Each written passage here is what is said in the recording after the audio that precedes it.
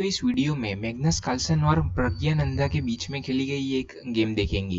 ये गेम 2024 में Tata steel blitz में खेली गई थी। तो कार्लसन ने शुरुआत की थी E4 से, C6 Caro Kann defence, knight to F3, D5, D3, bishop to G4, H3, bishop to H5, queen to E2, E6, G4, bishop to G6, H4, और ये बिशप ट्रैप हो सकता है। लेकिन प्रज्ञानंदा ने पहले अपने बिशप के लिए जगह न बनाकर डी टेक्स E4 करके नाइट पर प्रेशर बनाया। डी टेक्स E4, H5 और बिशप के लिए जगह बनाई।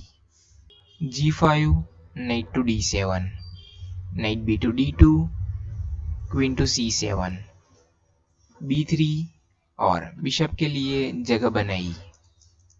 Night to E5, bishop to B2 और प्रेशर अभी नाइट पर है। और साथ में कैसल के लिए तैयारी की, queen side, bishop to D6 और कार्लसन ने कैसल किया, नाइट टू E7 और प्रज्ञानंदा भी कहीं पर भी कैसल के लिए जा सकते हैं। तो कार्लसन ने कंटिन्यू किया नाइट टू E1 करके और प्रज्ञानंदा ने भी क्वीन साइड कैसल किया, बिशप टू H3 और इस पॉन को पिन किया, king to B8, king to B1, knight to C8, F4 और नाइट पर प्रेशर बनाया। तो नाइट जैसे ही हटता है तो बिशप से इस पॉन पर टारगेट है, आप देख सकते हैं।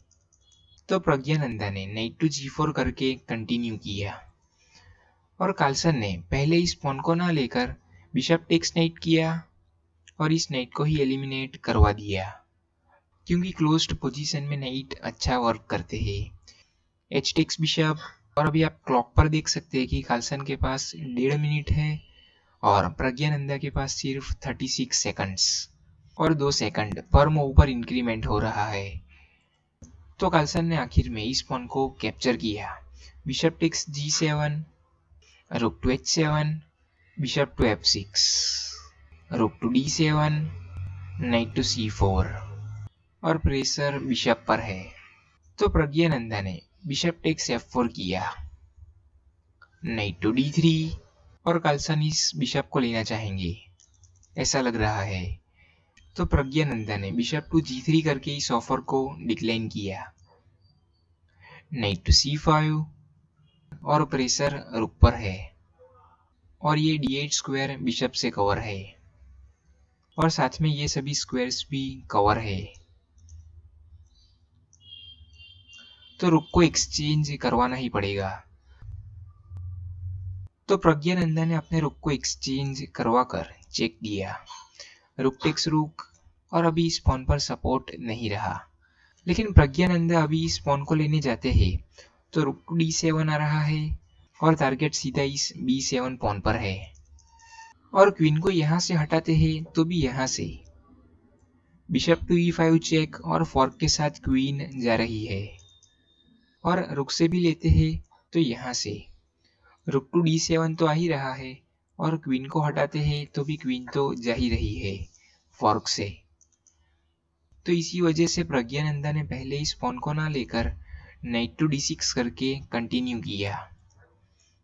और यहाँ पर वीडियो पॉज करके सोचिए कि कार्लसन ने क्या मूव किया होगा।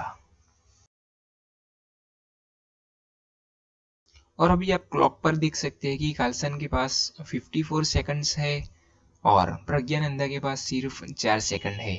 इंक्रीमेंट टाइम है 2 सेकंड, लेकिन ये बहुत मैटर करता है।